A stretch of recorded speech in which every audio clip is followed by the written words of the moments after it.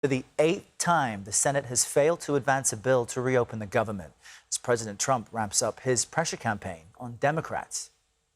The Democrats are getting killed on the shutdown because we're closing up programs that are Democrat programs that we were opposed to. So we're being, and they're never going to come back in many cases. CBS News congressional reporter Taurean Small joins us now from our Washington bureau with the latest on this. Good morning, Taurean. So what does this mean for the big picture that a vote has failed for the 8th time? Does it mean that maybe each side is getting closer, or that this may in fact be quite a long shutdown?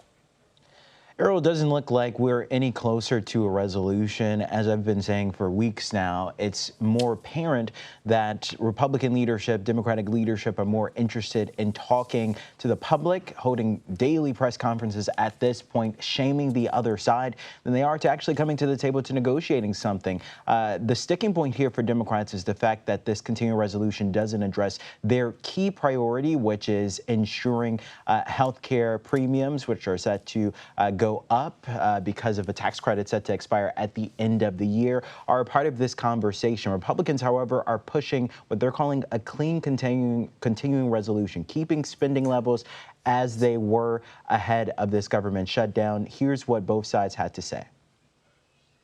I don't have anything to negotiate. I'll say this again to everyone here.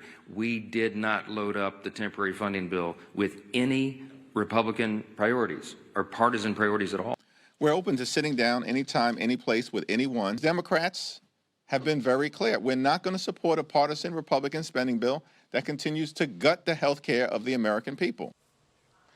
And I want to point out a new wrinkle in all of this. It's been 2 weeks now since the government has shut down. The stopgap measure is set to give Congress time, about 7 weeks, to negotiate a full appropriations bill.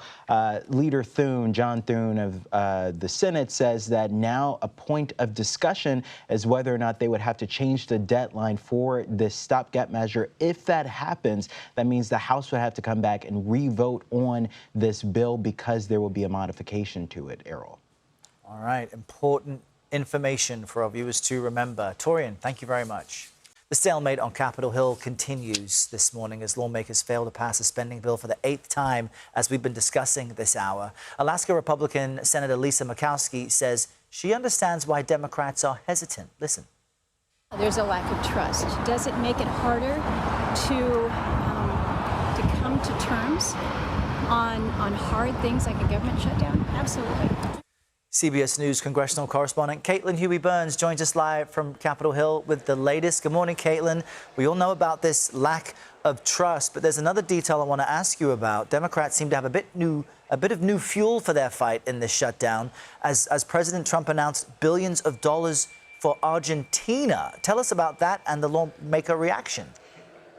Yeah, Errol, this is a fascinating development. Yesterday, the president had the president of Argentina to the White House. They are very, very close allies, if you remember. And he talked about this idea of floating a $20 billion loan to Argentina if Javier Milei, the president, is reelected.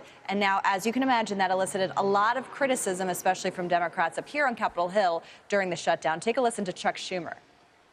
The overwhelming majority of Americans say we need help with our health care, and they're busy spending $20 billion because Trump seems to really like the leader of Argentina. Now, there are some Republicans who are asking some questions about this deal. Last month, Chuck Grassley, who is the senior senator from Iowa, a major distributor of soybeans, raised concerns about this potential bailout. It's important to note that a lot of people have been critical because China has been buying soybeans from Argentina instead of the United States, and they're worried about that dynamic. But the president said that this is only contingent upon Javier Milei winning his election. Interesting. And in the meantime, Caitlin, you got so many federal workers who will be missing a paycheck for the first time today, although some will be getting paid. Tell us about that.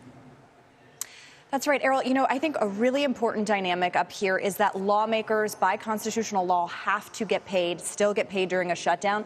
But the police officers who protect this very Capitol have missed their first full paychecks. And the union that represents them is urging lawmakers to just start talking and negotiate and get to a solution.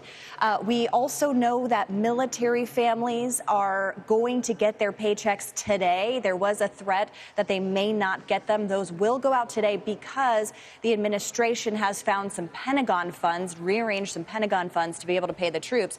But Errol, there's concern even among Republicans up here that, you know, how long will those funds last? Congress still needs to act to be able to pay the troops long term. And as it stands right now, with no clear end in sight, this shutdown figures to go on for quite a while. Yeah, you know, some of our viewers live paycheck to paycheck, so just imagine missing a crucial paycheck and what you would have to do as a result. Caitlin, we appreciate the reminder. Yeah. Thank you for your reporting.